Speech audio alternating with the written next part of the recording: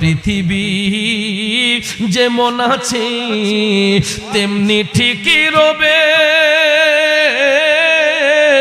সুন্দর ওই পৃথিবী ছেড়ে একদিন চলে যেতে হবে রে মন, চলে যেতে হবে। কথা বলেন ঠিক কিনা আমার যুবক ভাইয়েরা ও বন্ধুরা? কথাটা হলো, আমি গত কয়েকদিন আগে একটা মাহফিলে গেলাম, যাইয়া দেখি পোস্টারের মধ্যে সভাপতি সাহেবের নাম আছে, সহ সভাপতির নাম আছে। হঠাৎ করে আমি দেখি একটা ছেলে আমার পাশে আইসা কান্না করতেছে। আমি জিজ্ঞেস করলাম, যুবক তুমি কান্দো কেন? কই হুজুর, আজকে তো আপনি আসছেন আলোচনা করার জন্য, একটু পরে আপনি যেই নামটা আপনার বক্তব্যের শুরুতে বলবেন, সভাপতির যেই নামটা, উনি আমার আব্বা। আমি বললাম, তোমার আব্বার কি হয়েছে, অসুস্থ নাকি? কই না হুজুর, আমার আব্বার কোনো রোগ শোক ছিল না, সুস্থ ছিলেন। হঠাৎ করে গতকালকে আমার আব্বা হার্ট অ্যাটাক করে দুনিয়া থেকে চলে গেলেন।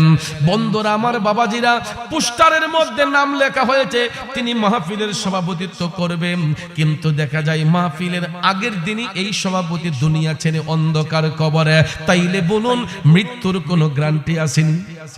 কথা কোন আসেনি? আজরাইল আসিয়া প্রাণ করিব হরণ, হাই গো আজরাইল আসিয়া প্রাণ করিব হরণ। ওরে নিজ গুণে সাহেব আল্লাহ করবানি বারণ, আমার উপায় কি তখন আমার আল্লাহ নিরঞ্জন, না জানি কি হালে আমার হইব মরণ। এ বন্ধু, যেই কোনো জায়গায় আমার আপনার মরণ হয়ে যেতে পারে। অনেক বাবারা স্বপ্ন দেখে আমার সন্তানে আমারে কাফন দাফন করব, কিন্তু বাবা এই ধারণাটা একেবারে ভুল। শুধু পিতার কাঁধ, শুধু সন্তানের কাঁধেই পিতার লাশ বহন হয় না। অনেক সময় দেখা যায় পিতার কাঁধেও সন্তানের লাশ বহন করতে হয়, ঠিক না বিঠে? শুধু সন্তানের কাঁধেই পিতার লাশ বহন হয় না, অনেক সময় পিতার কাঁধেও সন্তানের লাশ বহন করতে হয়, কারণ আসার সিরিয়াল আছে, যাবার কোনো সিরিয়াল নাই। এই বিসমিল্লাহির রহমানির রহিম মিনহা খলাকনাকুম وفيها نعيدكم ومنها نخرجكم تارة أخرى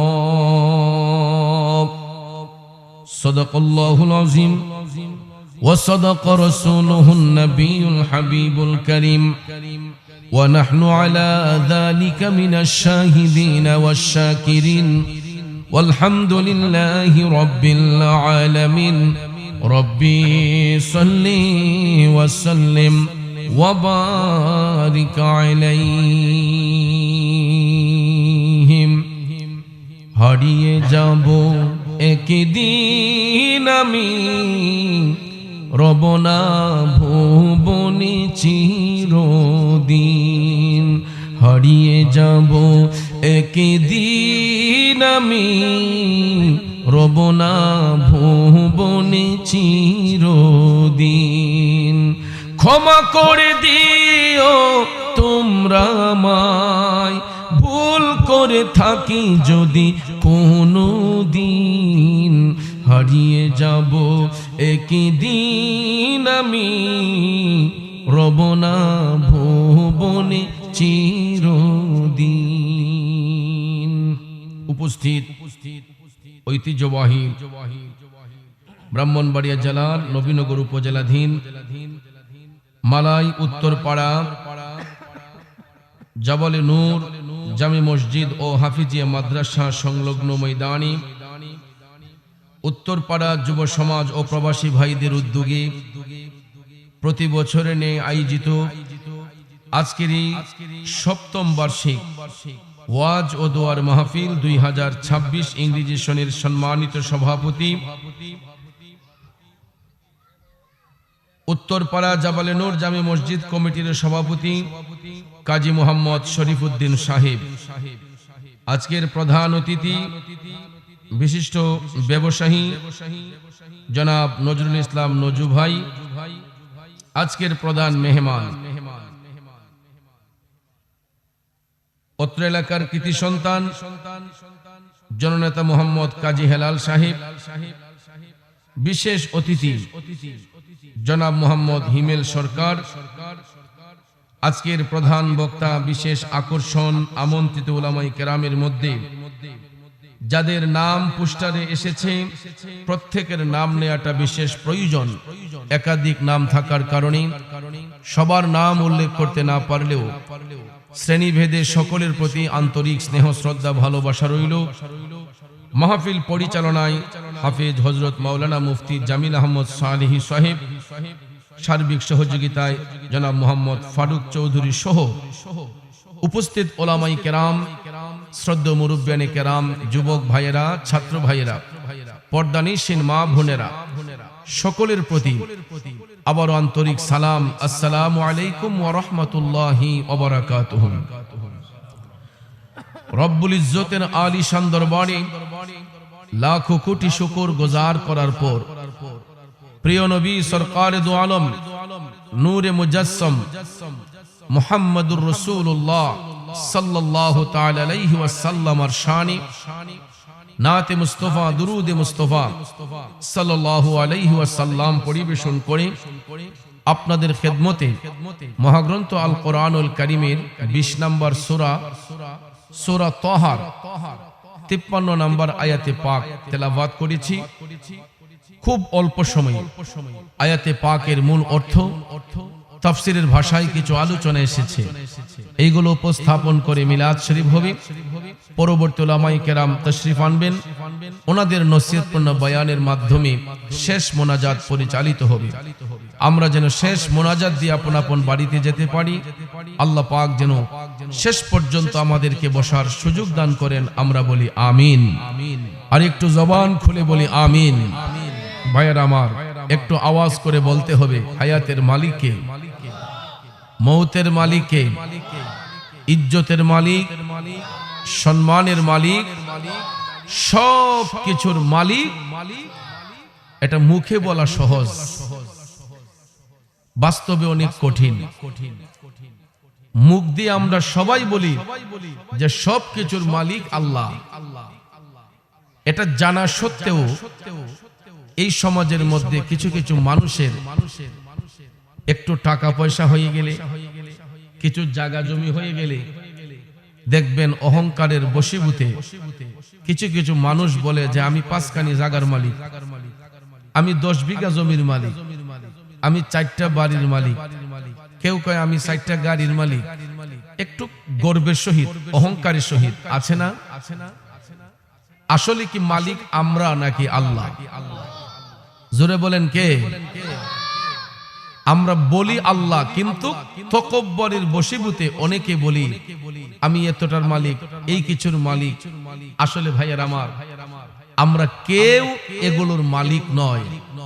কারণ এই দুনিয়াটা হলো আমাদের একটা পরীক্ষাশালা। এই জন্য বলা হয়েছে আদ-দুনিয়াউ মাজরাতুল আখিরাহ।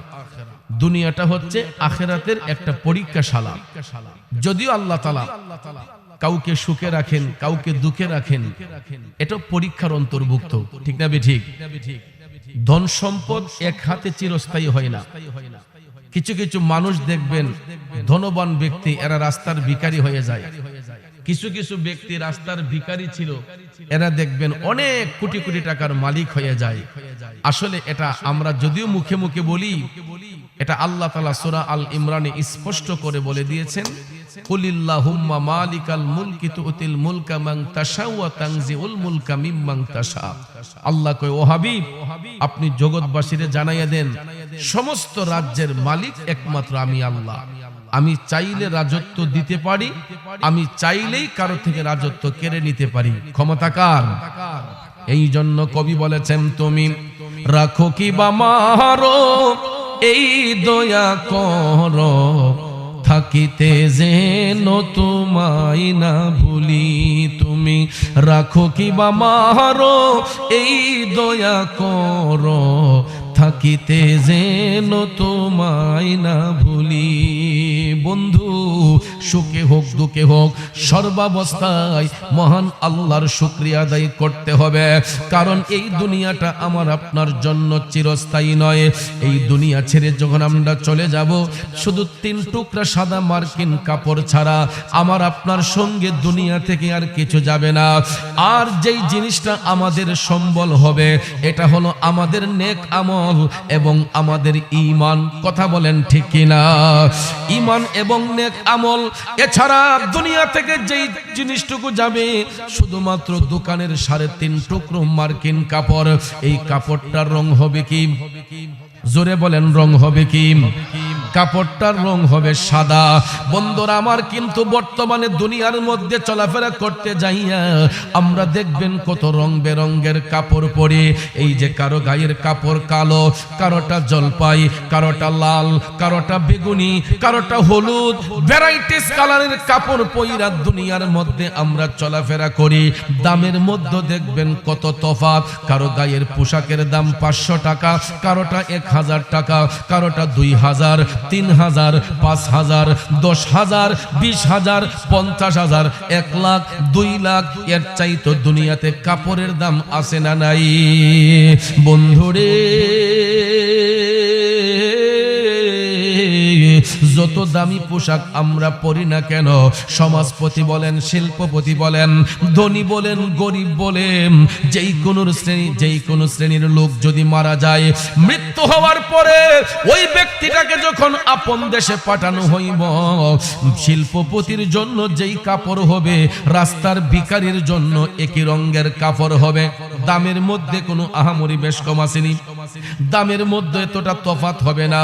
কিন্তু এই দেশের বড় লোকরা দেখবেন মার্কেট করার জন্য দেশে না হলে বিদেশে যাইয়া শপিং মলে গিয়ে মার্কেট করে।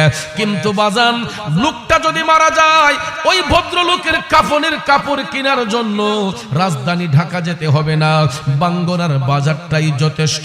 ঠিক না বেঠিক?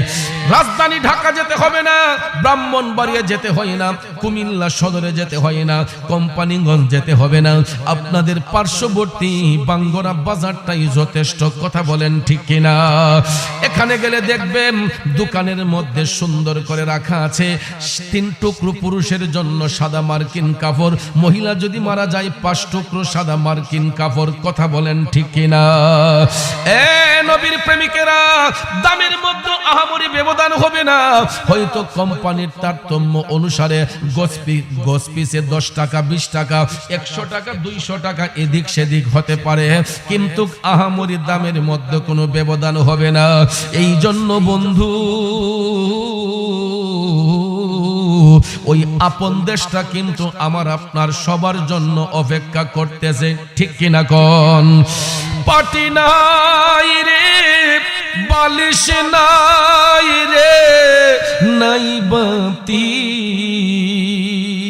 অন্ধকার কো বরে হবে বসতি। ঠিক কিনা কোন? অথচ দুনিয়ার শিল্পপতিরা বড় বড় বিল্ডিং বানালে, ওই বিল্ডিং এর ভিতরে দেখবেন কত সুন্দর ডেকোরেশন থাকে, রুমে রুমে বক্স খাট থাকে, দামি দামি খাট পালং কেনার পরে এইগুলার উপরে দেখবেন দামি দামি ম্যাট্রেক্স বিছিয়ে রাখে, দামি দামি জাজিম দিয়া সুন্দর করে বিছানা বানিয়ে রাখে, বিছানা সেটিং করে রাখে। এরপরে দেখবেন কত দামি দামি বিছানার চাদর থাকে, শিমুল তোলার বালিশ থাকে, কত সুন্দর বালিশগুলা তুলতুলে নরম বালিশগুলা বিছানার উপর রাখা হয়। অমুক ব্যক্তি তমুক ব্যক্তি কয়, আমি ওই বালিশে না ঘুমাইলে ঘুমের আরাম হয় না, এই বালিশে না ঘুমাইলে ঘুমের তৃপ্তি হয় না। কিন্তু কিন্তু ওই শিল্পপতি যখন মারা যাবে সঙ্গে সঙ্গে আগে তার মাথার নিচ থেকে বালিশটাকে টান দিয়ে সরানো হবে, ঠিক কিনা কোন বাজান? আগে কিন্তু মাথার নিচের বালিশটা সরানো হয়। এরপরে আপনারা দেখবেন পিঠের নিচে যেই নরম বিছানাটা থাকে ওই নরম বিছানা থেকে লাশটাকে নামাইয়া বারান্দার মধ্যে নাইলে রুমের ফ্লোরের মধ্যে একটা চাটি বিছাইয়া ওই নিথর দেহটাকে জাজিমবিহীন কম্বলবিহীন পাতলা একটা চাদর দিয়া কাফন পরানোর আগ পর্যন্ত শোয়া রাখা হয়, ঠিক কিনা বলেন? বন্ধুরা আমার, বাবাজিরা, এরপরে দেখবেন আরেকটা আনুষ্ঠানিকতা হয়। কেউ চলে যায় গোরস্থানে কবর খোঁড়ার জন্য, কেউ চলে যায় কাফনের কাপড় কেনার জন্য, কেউ চলে যায় বড়ই পাতার গরম জল আগুন দিয়ে সিদ্ধ করার জন্য। গোসলটা দিয়ে দেখবেন ইমাম সাহেব হুজুর বলেন বা যারা কাফন লাগাইতে পারে জাননেওয়ালা লোকদেরকে দিয়া 3 টুকরা মার্কিন কাপড় পেছাইয়া মসজিদের বারান্দা থেকে খাটিয়াটা আইনা লাশটা উঠাইয়া জানাজার মাঠে নিয়া জানাজা শেষ করিয়া ওই লাশটাকে কাঁধে কইরা নিয়ে যাওয়া হয় গুরুস্থানের পারে। দুনিয়ার কত স্বজন থাকে, আত্মীয় স্বজন, বন্ধু বান্ধব, সন্তানরা থাকে, সবাই দেখবেন কান্নাকাটি কইরা লাশটাকে যখন কবরের মধ্যে শোয়াইয়া দেয়, এরপরে বাঁশ দিয়া যখন আস্তে আস্তে পূরণ করা হয়, একটু একটু পূরণ হয়, একজন একজন করে উঠানো হয়, শেষ পর্যন্ত 3 জন ব্যক্তি যে কবরের মধ্যে নামে 2 জন উঠে যায়। বাঁশ দিয়া যখন পরিপূর্ণ হয় শেষটা টাইমে পায়ের কাছ দিয়ে আসলে দেখবেন আরেকজন যে থাকে উনিও উঠে যায়, সবাই উঠে যায়। কেউ ওই নিতর দেহর সঙ্গে কবরের মধ্যে শুইবে না।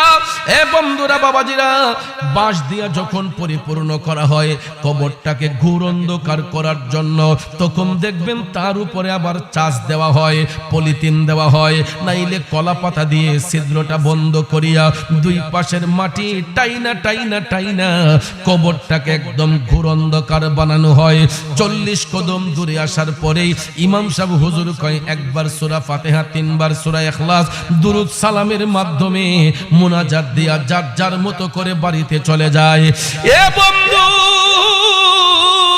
আমার, মালাই গ্রামের বাবাজিরা, যেই লোকটা প্রতিদিন 10 জন 20 জন লোক সাথে নিয়ে চলতো, যেই লোকটা প্রতিদিন পরিবারের সদস্যদেরকে নিয়ে সময় কাটাতো, ওই লোকটা মারা যাবার পরে কবরের মধ্যে পড়ে আছে, কেউ তো তার কবরের সঙ্গী হলো না, ঠিক কিনা বলেন? এই জন্য কবি বলেছেন, ও মনরে মরণ কথা করো স্মরণ, স্ত্রী পুত্র কেউ নয় আপন, ধনরত্ন সবই অকারণ মনরে, ঠিক কিনা বলেন?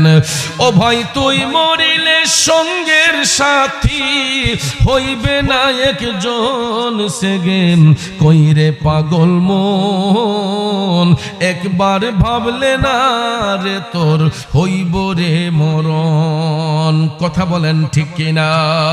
এই জন্য বাজার মরণের কথা স্মরণ রাখতে হবে। আল্লাহ রাব্বুল আলামিন এই কারণে আমাদেরকে জানিয়ে দিয়েছেন সূরা তোহার 53 নম্বর আয়াতে পাকের দ্বারাতে, বিসমিল্লাহির রহমানির রহিম,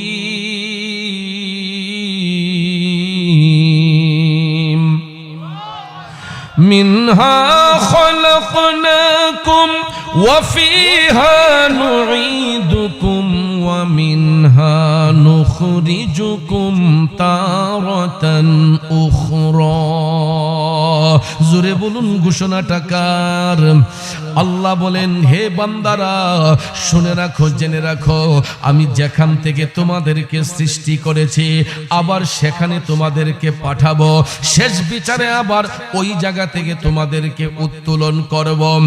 ঘোষণাকার এই হলো আয়াতে পাকের সরল তর্জমা।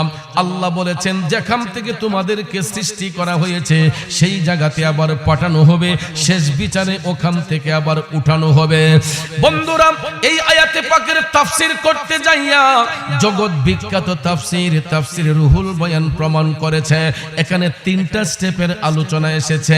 আল্লাহ তাআলা দুনিয়াতে পাঠাবেন, আবার দুনিয়া থেকে নিয়ে যাবেন, আবার শেষ বিচারে ওইখান থেকে আমাদেরকে উঠাবেন? কথা বলেন ঠিক না? সৃষ্টি করবেন কে? আবার নিয়ে যাবেন কে? আবার উঠাইবেন কে? এখানে অন্য কোন ব্যক্তির কোন সৎসাহস আছে? আমাদেরকে সৃষ্টি করেছেন কে? কার মাধ্যমে? মা বাবার মাধ্যমে। ঠিক না ঠিক? আল্লাহ যদি ইচ্ছে করতেন মা বাপ ছাড়াও তো আমাদেরকে পাঠাইতে পারতেন। কথা কোন ঠিক না ঠিক? কিন্তু ভাইয়ার আমার, বন্ধুরা আমার, আল্লাহ তাআলা আমাদেরকে সৃষ্টি করেছেন, আবার আল্লাহ আমাদেরকে নিয়ে যাবেন, আবার আল্লাহ তাআলাই আমাদেরকে উঠাবেন। তাইলে সবকিছুর ক্ষমতা একমাত্র কার? এরপরও দেখবেন আমরা এই দুনিয়াতে আল্লাহ আমাদেরকে সৃষ্টি করার পরে আল্লাহর ভয় আমাদের অন্তরে রাখতে চাই না। অনেক সময় দেখবেন গোষ্ঠী যদি বড় হয়, অনেকে গোষ্ঠীর ক্ষমতা দেখায়, ছোট গোষ্ঠীর মানুষদেরকে এরা ইনসাল্ট করে। আমরা গোষ্ঠী অতটা লাডি আছে। কথা কোন? গোষ্ঠী যদি দুর্বল হয় এই লোকগুলারে দেখবেন এরা কষ্ট দেয়। আছে কিনা বলেন? এই প্রকৃতির লোক আছে না? এই জন্য ওই মানুষগুলাকে শিক্ষা দেওয়ার জন্য দেখবেন মাঝে মাঝে আল্লাহ তাআলা প্যারালাইসিস রোগ দান করে। কিছু কিছু মানুষ যাদের হাতের হুঙ্কারে, যাদের হুঙ্কারে এক একটা এলাকা কাঁপতো, ওই মানুষগুলোরও দেখবেন হঠাৎ করে প্যারালাইসিস রোগ হলে দেহের একটা সাইড অচল হয়ে যায়। ঠিক কিনা কোন? বন্ধুরা, যেই মানুষটা হাত নাড়াইতো, পাও নাড়াইতো, শক্তি দেখাইতো, ক্ষমতা দেখাইতো, আল্লাহ তাআলা আমাদেরকে শিক্ষা দেওয়ার জন্য মাঝে মধ্যে প্যারালাইসিস রোগ দান করে। প্যারালাইসিস যখন হয়ে যায় দেখবেন দেহের একটা সাইড অচল হয়ে যায়। রোগীটাকে সুস্থ করার জন্য আমরা তাড়াতাড়ি হাসপাতালের মধ্যে নিয়ে যাই। প্রাথমিক চিকিৎসা করার পরে যখন দেখা যায় রোগীর লক্ষণটা ভালো না, তখন দেখবেন ওই রোগীটাকে রাজধানী ঢাকায় পাঠানো হয়। রাজধানী ঢাকায় যখন চিকিৎসা মনমত হয় না, তখন সিঙ্গাপুর, মালয়েশিয়া, ভারতে পাঠানো হয়। ঠিক কিনা কোন? উন্নত চিকিৎসার জন্য, প্যারালাইসিস রোগ ভালো করার জন্য আমরা দুনিয়ার ডাক্তার, কবিরাজ একজনও বাদ রাখি না। আমরা লক্ষ লক্ষ টাকা খরচ করি রোগীটারে সুস্থ করার জন্য। কিন্তু বাজান, যেখানে এক পয়সা খরচ না কইরাও যদি ব্যক্তিটা আল্লাহর উপর তাওয়াক্কুল হইয়া যায়, আল্লাহর উপর ভরসাকারী হইয়া যায়, আমার আল্লাহ প্যারালাইসিস রোগ ভালো করে দিতে পারে কি পারে না? কথা কোন? পারে কি পারে না? কারণ রোগ দিয়েছেন কে? রোগ নিরাময় করবেন কে? কিন্তু আমরা অনেক সময় আল্লাহকে ভুলে গিয়া ডাক্তার সাহেবের শরণাপন্ন হই। ডাক্তার সাহেব ভালো করে লিব। কথা বলেন? যত সাধারণ রোগী হয়, একটা নরমাল অপারেশন যদি হয়, ডাক্তার সাহেবের কাছে একটা স্লিপ আছে। ওই স্লিপটার মধ্যে তার পরিবারের পক্ষ থেকে স্বাক্ষর নেওয়া হয়। যদি রোগী মারা যায় আমরা দায়বদ্ধ নয়। কথা কোন? ঠিক না ঠিক? অপারেশনটা কি রিস্কের উপর হয়? কিসের উপর হয়? যেই কোনো নরমাল অপারেশনও যদি হয়, মেজরটা বাদ দেন, নরমাল অপারেশনও যদি হয়, ডাক্তার সাহেব দেখবেন আগে স্বাক্ষর নিয়ে নেই পরিবারের পক্ষ থেকে, পরিবার বর্গের পক্ষ থেকে স্বাক্ষর খাতার মধ্যে স্বাক্ষর নিয়ে নেয় যে যদি কোনো স্লিপ হয় আমরা দায়বদ্ধ নয়। কারণ ওই রোগীর গ্যারান্টি ডাক্তার সাহেব দিতে পারে না। কথা কোন? ঠিক না ঠিক? কিন্তু মৃত্যুর গ্যারান্টি দিবেন কে? জোরে বলেন কে? বাঁচাইবার গ্যারান্টি দিবেন একমাত্র কে? বাবাজিরা আমার, বন্ধুরা আমার, ডাক্তার, কবিরাজ, ভালো ভালো ডাক্তার দেখানোর পরেও দেখবেন যতই ফিজিওথেরাপি দেওয়া হয় না কেন, প্যারালাইসিস রোগ সাধারণত ভালো হয় না। কথা বলেন ঠিক কিনা? যদিও কিছু কিছু ইমপ্রুভ হয়, এইগুলা আল্লাহর রহমতে হয়, ডাক্তার সাহেবের উসিলা আল্লাহর রহমতে হয়ে থাকে। ঠিক কিনা বলেন? এই জন্য বাজান প্রশ্ন সেটা নয়, প্রশ্ন হলো প্যারালাইসিস রোগটা আসলো কিসের কারণে? আল্লাহ রাব্বুল আলামিন আমাদেরকে অ্যালার্ট করার জন্য।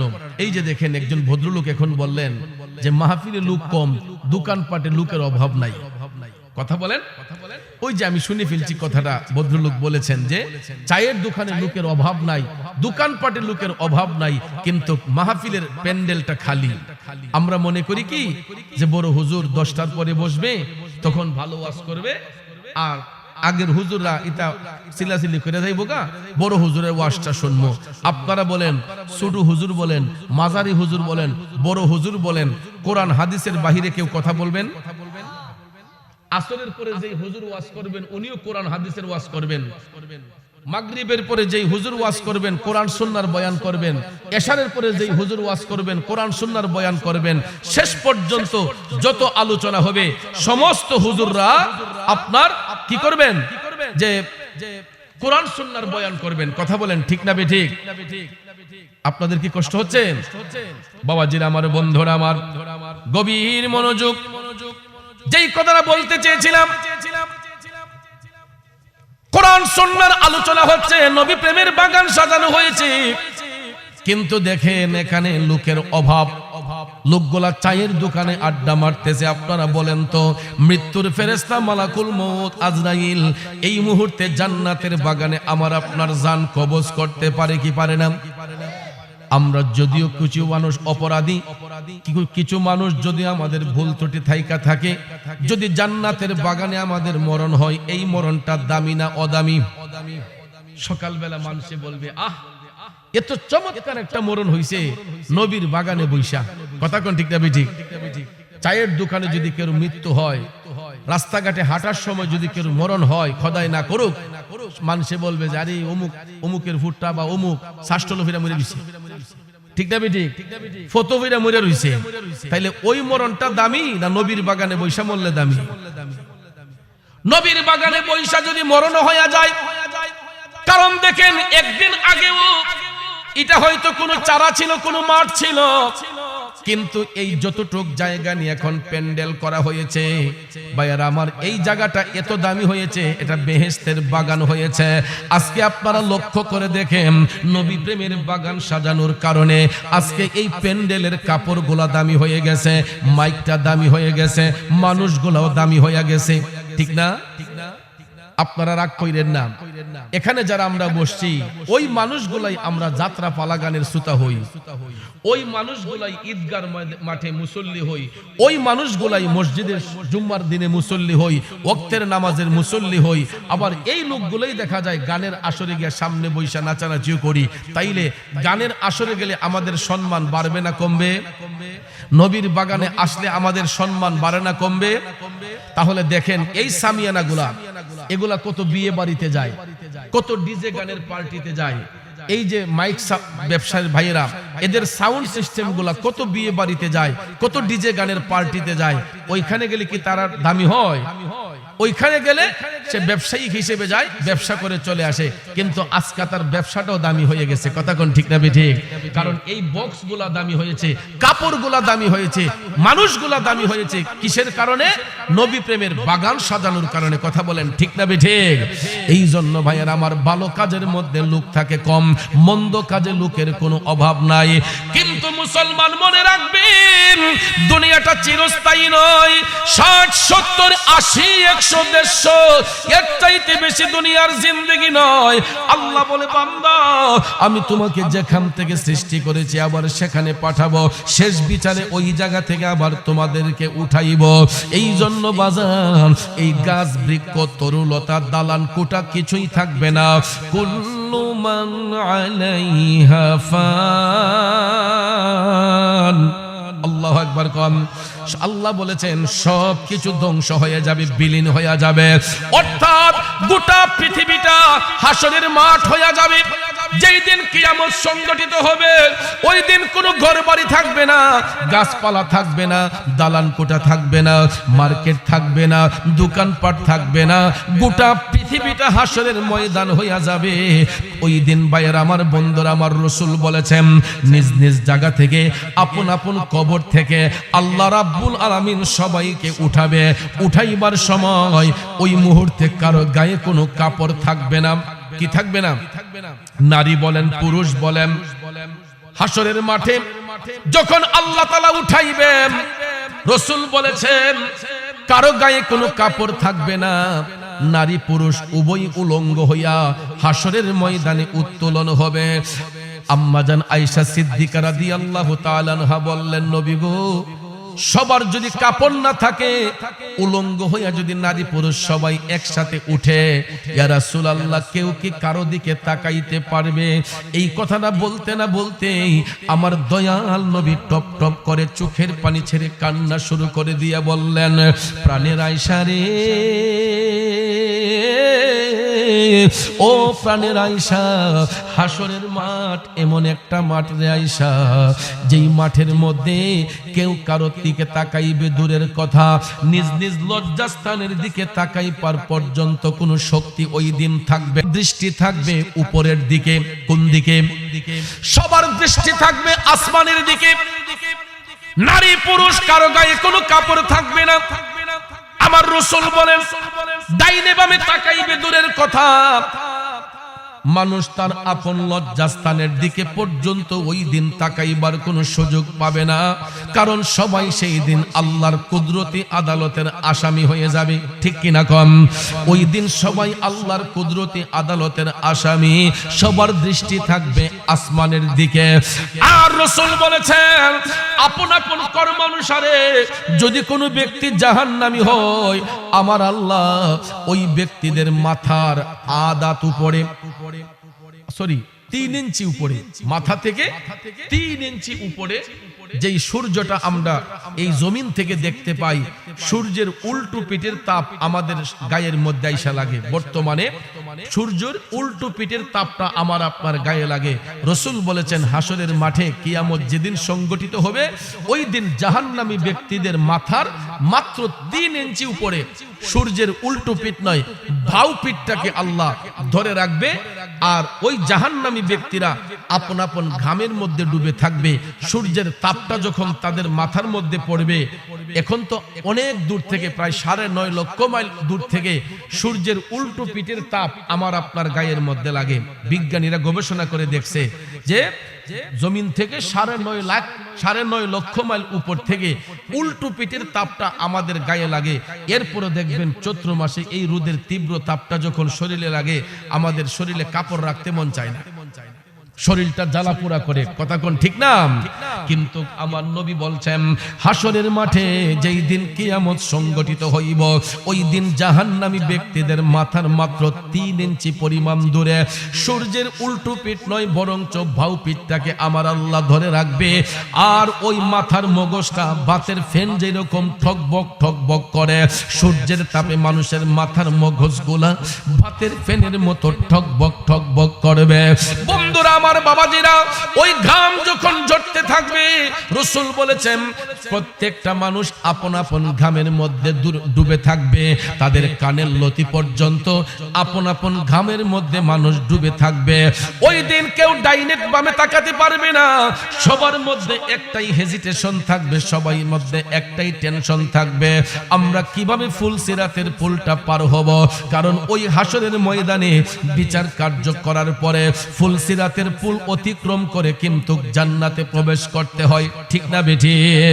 কারণ চুল হইতে চিকন করছ, হীরা হইতে ধার, চুল হইতে চিকন করছ, হীরা হইতে ধার, ফুলসিরাতটা কেমনে হব পার, মওলা আমি গুনাহগার, বেহিসাবে দিন গেল আমার, বেহিসাবে দিন গেল আমার, পাকো পরোয়ার, বেহিসাবে দিন গেল আমার। ঠিক কিনা বলেন বন্ধু?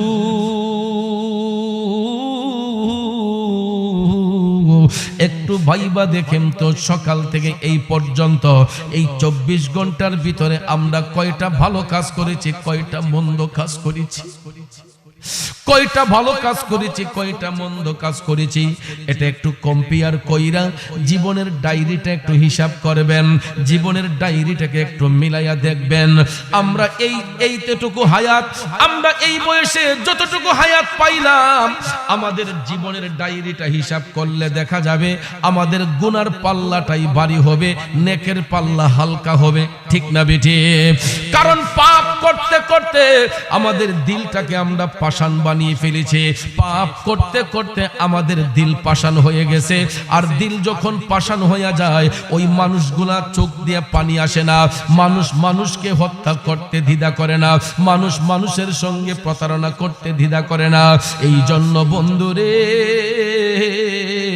আমার রাসূল বলেছেন দুনিয়াটা তোমাদের জন্য চিরস্থায়ী নয়। ওই কঠিন হাসরের ময়দানে ওই দিন বাবা সন্তান চিনবে না, সন্তান মা চিনবে না, ভাই ভাইকে চিনবে না, বন্ধু বন্ধুকে চিনবে না, কেউ কাউকে সেদিন চিনবে না। এ নবীর প্রেমিকেরা, তাইলে দুনিয়ার বন্ধু বান্ধব যদি বন্ধুর মতো বন্ধু না হয়, এই বন্ধু দিয়ে লাভ হবে কি? এই জন্য দেখবেন গ্রামের ভাষায় বলে থাকে সৎসঙ্গে স্বর্গবাস, অসৎ সঙ্গে সর্বনাশ। সঙ্গ যদি ভালো হয়, অনেক সময় খারাপ মানুষটাও ভালো হইয়া যায়। সঙ্গ যদি খারাপ হয়, ভদ্র ঘরের সন্তানটাও নষ্ট হতে সময় লাগে না, ঠিক না বেঠিক? এই জন্য আমার রাসূল বলেছেন, তোমরা যদি সম্পর্ক স্থাপন করো, একজন হক্কানি রাব্বানি লোক দেখে সম্পর্ক করো। কাউকে যদি বন্ধু বানাও, একজন আলেমকে বন্ধু বানাও, একজন ভালো মানুষকে বন্ধু বানাও। কারণ ওই ভালো মানুষটার কাছে গেলে তুমি যদি তোমার কোনো ব্যাড সাইড থাকে, এটা আল্লাহ তাআলা ক্ষমা করে দেবে ভালো মানুষের সংস্পর্শে থাকলে। কথা কোন ঠিক কিনা? এই জন্য আমার ভাইয়েরা, ভালো কাজের মধ্যে যাইতে হয়, আলেমদের সোহবতে আসতে হবে, ভালো মানুষদের কাছে আসতে হবে, তাইলে আমাদের ঈমান আকীদা মজবুত হবে। কিন্তু বর্তমানে মাহফিলটা একটা প্রফেশনাল হয়ে গেছে। বলতে পারেন হুজুর কেমনে? আমি প্রায় মাহফিলে কথাটা বলে থাকি, মাহফিলের সুতা এখন 3 কোয়ালিটির। কয় কোয়ালিটির? 3 কোয়ালিটির সুতা। এক কোয়ালিটির মানুষ আছে, এরা মাহফিল শুরু থেকে শেষ পর্যন্ত বসে থাকে দ্বীনি আলোচনা শোনার জন্য, হেদায়েতের জন্য। আবার আরেক শ্রেণীর শ্রোতা আছে, এরা বক্তার সুর বিচারে, যে যেই বক্তার সুর বালা কতক্ষণ শুন নাই পড়া। এরপরে আরেক শ্রেণীর লোক আছে, আরেক শ্রেণীর শ্রোতা আছে, এরা হইছে তাবারুক ফাটি। কথা কোন ঠিক না বেঠিক?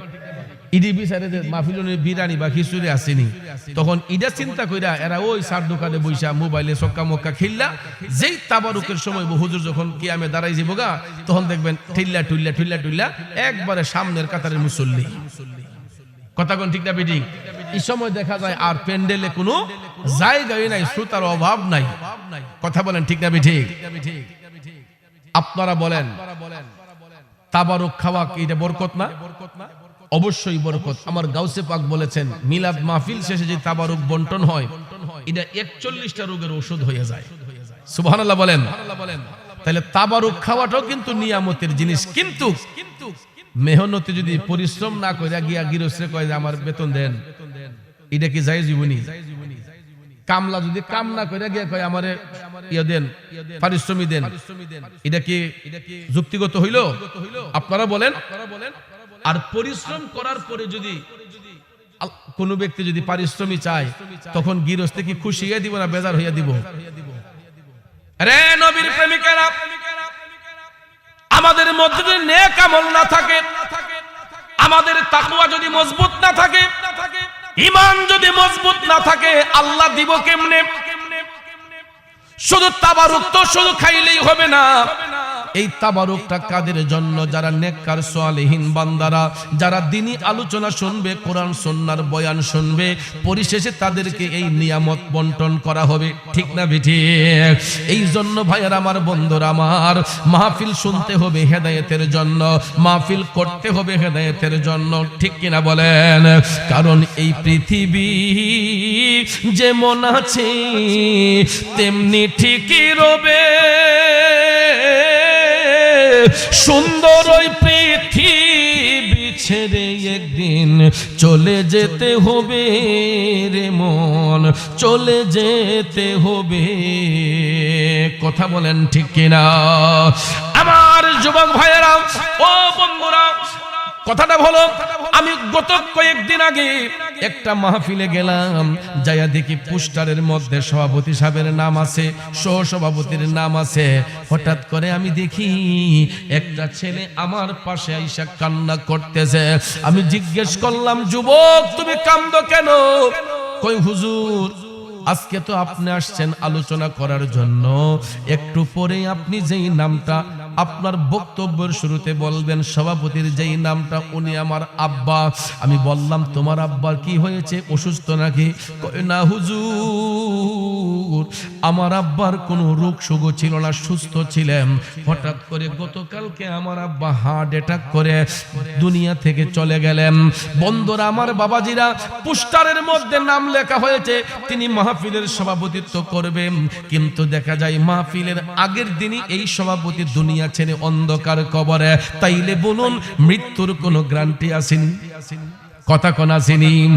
আজরাইল আসিয়া প্রাণ করিব হরণ, হাই গো আজরাইল আসিয়া প্রাণ করিব হরণ। ওরে নিজ গুণে সাহেব আল্লাহ করবানি বারণ, আমার উপায় কি তখন আমার আল্লাহ নিরঞ্জন, না জানি কি হালে আমার হইব মরণ। এ বন্ধু, যেই কোনো জায়গায় আমার আপনার মরণ হয়ে যেতে পারে। অনেক বাবারা স্বপ্ন দেখে আমার সন্তানে আমারে কাফন দাফন করব, কিন্তু বাবা এই ধারণাটা একেবারে ভুল। শুধু পিতার কাঁধ, শুধু সন্তানের কাঁধেই পিতার লাশ বহন হয় না। অনেক সময় দেখা যায় পিতার কাঁধেও সন্তানের লাশ বহন করতে হয়, ঠিক না বিঠে? শুধু সন্তানের কাঁধেই পিতার লাশ বহন হয় না, অনেক সময় পিতার কাঁধেও সন্তানের লাশ বহন করতে হয়। কারণ আসার সিরিয়াল আছে, যাবার কোনো সিরিয়াল নাই। এই জন্য আমরা দুনিয়া থেকে যেহেতু চলেই যাব, এমন কিছু কাজ করে যেতে হবে যাতে মারা যাবার পরও আমাদের স্থানটা ভালো জায়গার মধ্যে হয়। আর যদি কর্ম যদি খারাপ হয়, ওদের শাস্তি সম্পর্কে আমার নবীজি হাদিস শরীফের মধ্যে বলেছেন। এই যে মাসটা রজব মাস, এই রজব মাসের 26 তারিখ দিবাগত রাত 27-এর রজনীতে আল্লাহ রাব্বুল আলামিন আপন হাবিবকে ইনভাইট করেছিলেন, দাওয়াত করেছিলেন। কিসের জন্য, কি কারণে? আল্লাহর কুদরতি কালামে যত আশ্চর্যজনিত বিষয় আছে সব কিছু হাবিবকে দেখানোর জন্য, জানানোর জন্য আমার আল্লাহ এই মেরাজের আয়োজন করেছিলেন, ঊর্ধ্বগমনের আয়োজন করেছিলেন, ঠিক কিনা কন? কারণ আজকে আমরা হলাম মেহমান, মাহফিল কমিটির ভাইয়েরা হচ্ছে মেজবান। মেজবানের সম্মানে মেজবানরা মেহমানদের সম্মানে আজকে এখানে প্যান্ডেল সাজাইছে। এই যে দেখেন, ফুল দিয়ে সাজিয়েছেন, আলোকসজ্জা করেছেন, লাইটিং করেছেন। কারণ মেহমানরা আসবে, মেহমানের ইজ্জতে কোরআন সুন্নাহর বাগানে আলেমরা ওয়াজ করবে। এই সম্মানে আলেমদের কথা শোনার জন্য আজকে এত সুন্দর লাইটিং, প্যান্ডেল সবকিছু করা হয়েছে, ঠিক না ঠিক? আমার আল্লাহ রজব মাসের 26 তারিখ দিবাগত রাত 27-এর রজনীতে ওই দিনের মেজবান ছিলেন আল্লাহ, মেহমান ছিলেন আমাদের নবীজি। এই জন্য কবি কয়, আমরা বড়ই ভাগ্যবান, মোদের রাসূল আল্লাহর মেহমান। আমরা বড়ই ভাগ্যবান, মোদের রাসূল আল্লাহর মেহমান, ঠিক কিনা কন? মেহমানের ইজ্জত মেজবানের কাছে আছে না নাই? কেমন ইজ্জত দেখেন, যেই এমন ইজ্জত দিয়েছেন আল্লাহর কুদরতি কালামে। যত আশ্চর্যজনিত বিষয় আছে যেইগুলা কোনো নবীদেরও জানা নাই, কোনো ফেরেশতাদেরও জানা নাই, সবার ধারণার বাহিরে যেইগুলা আল্লাহ রাব্বুল আলামিন আপন হাবিবকে ওই বিষয়গুলা জানিয়েছেন। আর রাসূল জানছেন বিদায় আজকে আমরা কবর সম্পর্কে ধারণা রাখতে পারি, হাসর সম্পর্কে ধারণা রাখতে পারি, জান্নাত জাহান্নাম সম্পর্কে আমরা জানতে পারতেছি একমাত্র আমার নবীর মেরাজ সফরের মাধ্যমে, ঠিক কিনা কন? ভাইয়ারা আমার, বন্ধুরা আমার, কর্ম যদি খারাপ হয়, আমাদের যদি বদকর্ম হয়, ওই ব্যক্তিগুলোকে জাহান্নামে পাঠানো হয়। আর যারা সৎকর্মশীল হয় এদেরকে জান্নাতের মধ্যে পাঠানো হয়। আপনাদের কি খারাপ লাগতেছে? আমার নবী যখন প্রথম আসমানের মধ্যে গেলেন, মেরাজ সফরে যাইয়া নবী যখন প্রথম আসমানের মধ্যে গেলেন, বাবা আদম নবীর সাথে যেখানে সাক্ষাৎ হলো, প্রথম আসমানে হযরতে বাবা আদম আলাইহিস সালামের সাথে সাক্ষাৎ। আদম আলাইহিস সালাম আমার নবীকে অভ্যর্থনা জানাইয়া বললেন, ওগো নবীজি, আল্লাহ রাব্বুল আলামিন এই প্রথম আসমানে আপনাকে দেখানোর জন্য জান্নাত এবং জাহান্নামকে সুসজ্জিত করেছেন। সুবহানাল্লাহ। আদম আলাইহিস সালাম বলতেছেন, ইয়া রাসূলুল্লাহ, আপনি চাইলে আগে জান্নাতও দেখতে পারেন, চাইলে আগে জাহান্নামটাও দেখতে পারেন, উভয়টাই আল্লাহ আপনার জন্য সুসজ্জিত করেছেন। আপনি জান্নাতও আগে দেখতে পারেন, জাহান্নামটা আগে দেখতে পারেন। আমার রাসূল ডাক দিয়া বললেন, ও জিবরাইল, জিবরাইল রে, আমি জান্নাত দেখব পরে, আমি আগে জাহান্নামটা দেখতে চাই। আল্লাহু আকবার। কারণ জান্নাতের মধ্যে তো অবশ্যই অবশ্যই ভালো পরিবেশ আছে, কিন্তু রাসূল উম্মতের চিন্তা করিয়া জিবরাইল ফেরেশতাকে বললেন, জিবরাইল, আমি জান্নাতটা পরে দেখব, আমি আগে জাহান্নামটা দেখতে চাই। আল্লাহু আকবার। কোন গভীর মনোযোগ। দয়াল নবী আমার জাহান্নামের গেটের সামনে গেলেন, সাথে আছেন জিবরাইল। জাহান্নামের গেটে দাঁড়ানোর সাথে সাথে এটা ওপেন হয়ে গেছে, খুলে গেছে। অটোডোর। আজকে দেখবেন আমাদের দেশে অনেক অটোডোর আছে, সেন্সর লাগাই রাখে, মানুষের শরীরের বাতাস লাগার সাথে সাথেই দেখবেন অনেক দরজা আছে, গ্লাসের দরজাগুলো ঠাস করে খুলে যায়। ঠিক না ঠিক? বড় বড় হোটেল রেস্তোরাঁতে গেলে এগুলো আপনারা দেখবেন, বড় বড় মার্কেটে শপিং মলে গেলে। তো এই বিজ্ঞানী যে অটোডোরের আবিষ্কার করেছে, একবার কি আমরা জানার চেষ্টা করেছি যে এটা কিভাবে আবিষ্কার করলো? বিজ্ঞানীকে যদি জিজ্ঞেস করা হয়, বিজ্ঞানী ভাই, আপনি যে এই অটোডোরের আবিষ্কার করলেন, কোত্থেকে করলেন? বিজ্ঞানী আপনাকে ডাইরেক্ট বলে দিবে, আমি আমার নবীর মেরাজ সফরের এই হাদিস শরীফগুলো আমি রিসার্চ করেছি। নবীজি যে মেরাজে গিয়েছেন, এই মেরাজটাকে স্টাডি করে আমি অটোডোর পেয়েছি। কারণ আমার রাসূল যখন জান্নাত জাহান্নামের গেটে গিয়ে যখন দাঁড়াইলেন, অটোমেটিকলি দরজাগুলো ওপেন হয়ে গেছে। সুবহানাল্লাহ বলেন।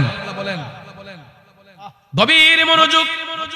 জাহান্নামের গেট যখন ওপেন হয়ে গেল, আমার রাসূল আপন চোখ মোবারকে দেখার জন্য জাহান্নামের গেট দিয়ে যখন প্রবেশ করছে, বাজানো ঢোকার সাথে সাথে আমার নবী দেখতেছেন দুর্গন্ধ আসতেছে।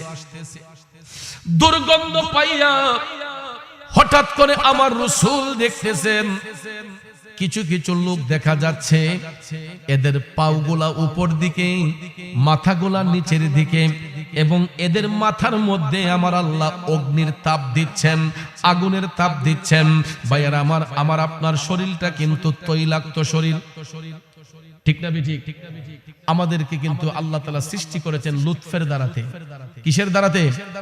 লুৎফের দ্বারাতে। খুব মনোযোগ। মানুষ কিন্তু মাটির সৃষ্টি না। আদম আলাইহিস সালামকে আল্লাহ মাটি দিয়ে বানাইছে, আর মানুষকে আল্লাহ বানাইছে লুৎফ দিয়া। কি দিয়া? লুৎফের দ্বারাতে। এই আলোচনায় গেলে আরো ব্যাপক সময় চলে যাবে, এই সময় আজকে আমার হাতে নেই। তো মানুষের শরীরটা তৈলাক্ত থাকে।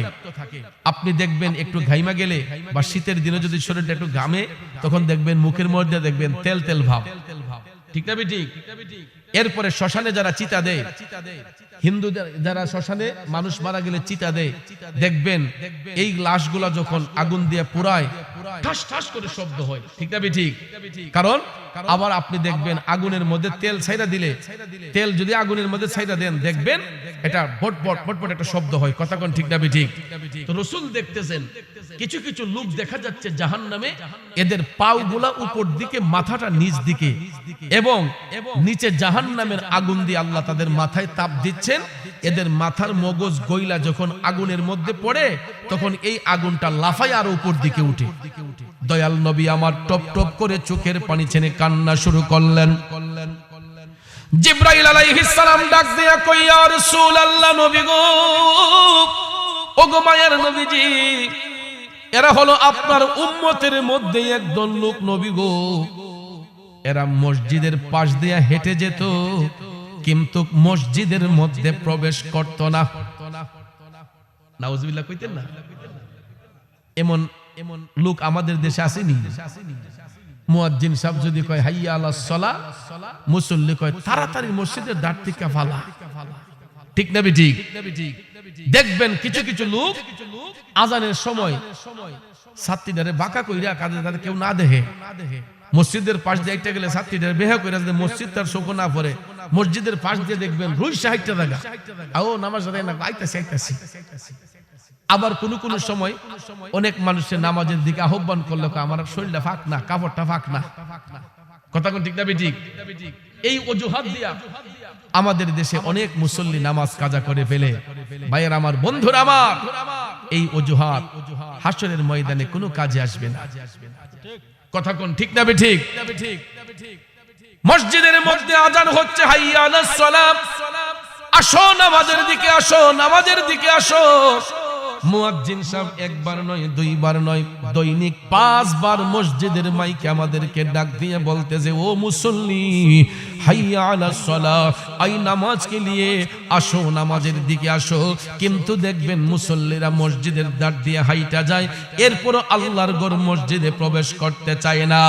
এ বন্ধুরা আমার, বাবাজিরা, যদি আপনি শক্তির জোর দেখাইয়া, ক্ষমতার জোর দেখাইয়া মসজিদের পাশ দিয়ে হেঁটে যাচ্ছেন, এই বাহাদুরি তো বেশি দিন থাকবে না।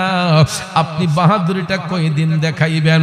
আমার রাসূল বলেছেন, তোমাদের মাথার কালো চুলগুলা যদি সাদা হতে শুরু করে, তখন তোমরা মনে করবা যে তোমাদের রেড সিগন্যাল আসতেছে।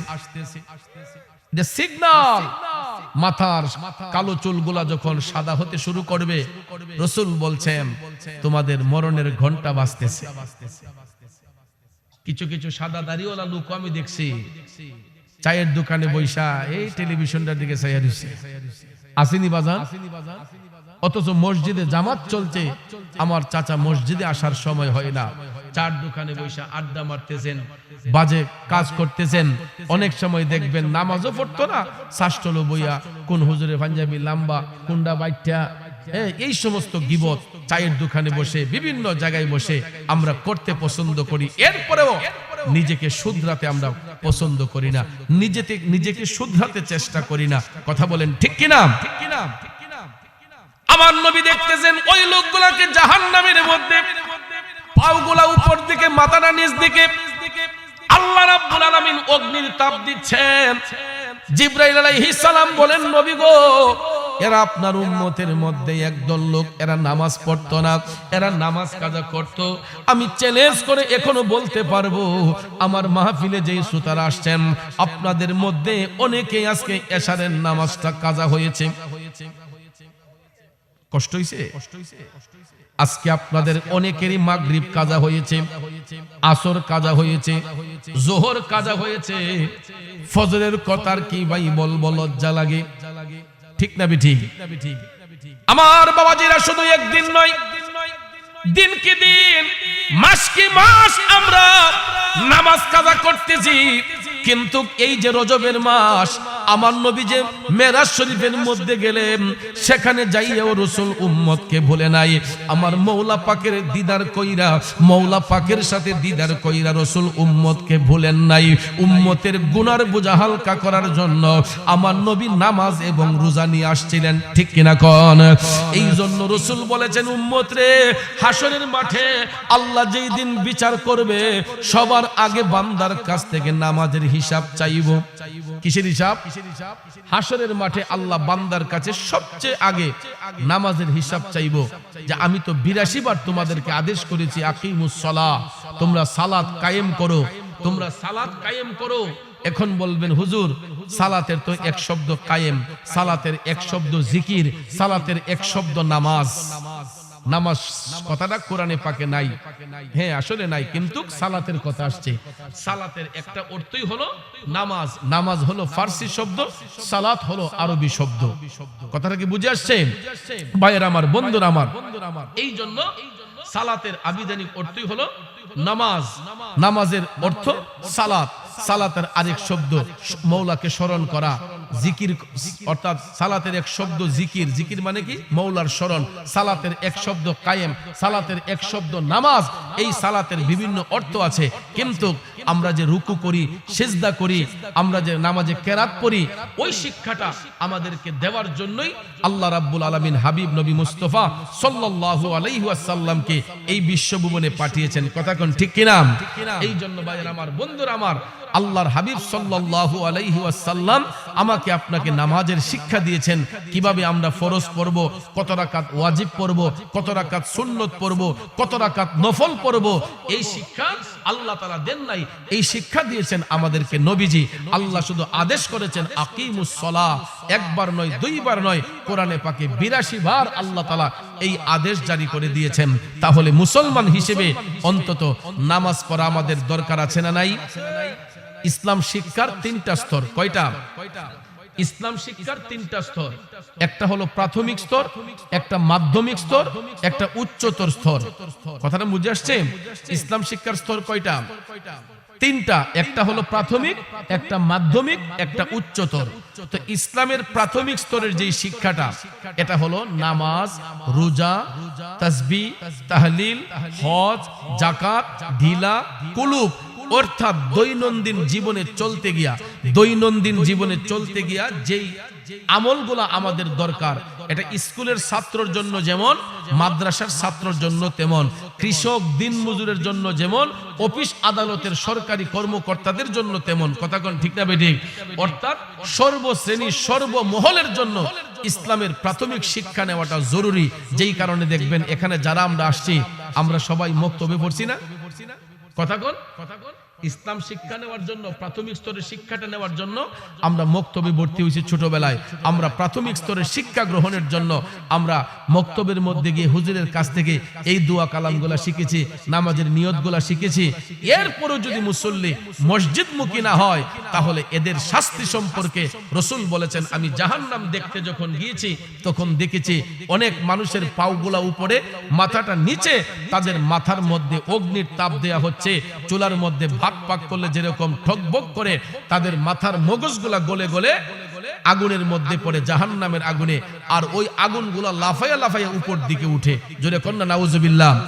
এই শাস্তির কারণ হলো এরা বেনামাজি, এরা নামাজ পড়ে নাই। তাহলে বলুন, আমরা নামাজ পড়া দরকার না ছাড়া দরকার? জোরে বলেন, পড়া দরকার না ছাড়া দরকার? নামাজ অবশ্যই আমাদেরকে পড়তে হবে, কারণ আহকামে শরীয়তের মধ্যে সর্ব উৎকৃষ্ট ইবাদত হলো নামাজ। আহকামে শরীয়তের মধ্যে সর্ব উৎকৃষ্ট ইবাদত হলো নামাজ। জোরে কন্না সুবহানাল্লাহ। এবার ভাইয়ার আমার, বন্ধুরা আমার, সময় সংক্ষেপ, খুব মনোযোগ। আমার নবী জাহান্নামে আরো অনেক চিত্র দেখলেন, জাহান্নামের মধ্যে আরো অনেক কিছু দেখলেন। এইগুলা বলতে গেলে ব্যাপক সময়ের দরকার। জাহান্নাম দেখে এবার রাসূল যখন জান্নাতের গেটের সামনে দাঁড়ালেন, এটা ওপেন হয়েছে। ওপেন হওয়ার সাথে সাথে জান্নাত থেকে সুন্দর একটা খুশবু নবীজির নাক মুবারকে লাগতেছে। জান্নাতের মধ্যে সুগন্ধ আর জাহান্নামের মধ্যে দুর্গন্ধ। আমার রাসূল যখন জান্নাতের গেটে দাঁড়ালেন, তখন দরজা ওপেন হয়েছে। রাসূল দেখতেছেন একটা সুন্দর খুশবু নাকে এসে লাগতেছে। হঠাৎ করে আমার নবী তাকাইয়া দেখতেছেন, কিছু কিছু লোক দেখা যায়, কিছু কিছু লোক দেখা যায়, এক একটা মহলের মধ্যে এক একটা লোক বসা, এক একটা মহলের মধ্যে এক একটা লোক বসা। 70 জন বেহেশতের হুর গেলমা এক একজন লোকের সেবার মধ্যে নিয়োজিত, আর 70,000 ফেরেশতা তাদেরকে পাহারা দিচ্ছে, সিকিউরিটি দিচ্ছে। সুবহানাল্লাহ বলেন। আমার নবীজি এটা দেখে মুস্কি মুস্কি হাসতেছেন। সুবহানাল্লাহ বলেন। নবী আমার মুস্কি মুস্কি হাসতেছেন। জিবরাইল আলাইহিস সালাম কয়, নবী গো, এই প্রাসাদগুলো যে আপনি দেখতেছেন আর যেই লোকগুলো দেখতেছেন, নবী গো, এরা হলো আপনার উম্মতের মধ্যে যারা সাধারণ জান্নাতি, যারা সাধারণ জান্নাতি। অর্থাৎ জান্নাতের কিন্তু স্তর আছে, 8টা জান্নাত। কয়টা? 8টা জান্নাত। এগুলার মধ্যে আবার স্তর আছে। জিবরাইল ফেরেশতা বলতেছেন, নবী গো, এগুলা হচ্ছে আপনার উম্মতের মধ্যে সাধারণ জান্নাতি, যারা যারা নামাজ রোজা করেছে, যারা ঠিকভাবে নেক আমল করেছে, দুনিয়া থেকে নেক আমল নিয়ে আসছে। ইয়া রাসূলুল্লাহ, এই প্রাসাদগুলা আল্লাহ তাআলা সাধারণ জান্নাতীর জন্য দিয়েছেন। কার জন্য? আর এই প্রাসাদগুলোর আয়তন সম্পর্কে রাসূল বলেছেন পৃথিবীর আয়তন যতটুক হবে, গোটা পৃথিবীটা যতটুক বড় হবে, জান্নাতের এক একটা প্রাসাদ পৃথিবী সমান হবে। এক একজন লোকের জন্য পৃথিবী সমান এক একটা প্রাসাদ আল্লাহ তাআলা জান্নাতে বানিয়েছেন, এবং এগুলা সাধারণ জান্নাতি, মোটামুটি যারা সাধারণ জান্নাতি এদের জন্য 70 জন বেহেশতের হুর থাকবে তাদের সেবায়, আর 70,000 ফেরেশতা এদের সিকিউরিটি গার্ড। আরো আসতে কোন সুবহানাল্লাহ, কি সুবহানাল্লাহ কইতে কি ডর লাগে বাজান? সুবহানাল্লাহ বললে সওয়াব না গুনাহ? সওয়াবটা কত, কি পরিমাণ? অনেক কি পরিমাণ হইতে পারে। আমার নবী বলছেন যদি কোনো ব্যক্তি ইখলাসের নিয়তে, খালিস নিয়তে মাথাটাকে উঁচু করে বা তার দৃষ্টিটাকে মওলার দিকে রজ্জু করে একবার যদি কোনো ব্যক্তি খালিস নিয়তে সুবহানাল্লাহ বলে, আমার মদিনার কামলিওয়ালা নবী বলছেন ওই ব্যক্তির দৃষ্টিটা যতটুক দূরে যাবে, এই পরিমাণ গুনাহ যদি তার আমলে থাকে, একবার ইখলাসের নিয়তে সুবহানাল্লাহ বলার কারণে এই পরিমাণ গুনাহ আল্লাহ ওই ব্যক্তির আমল থেকে ঝরাইয়া দিবে।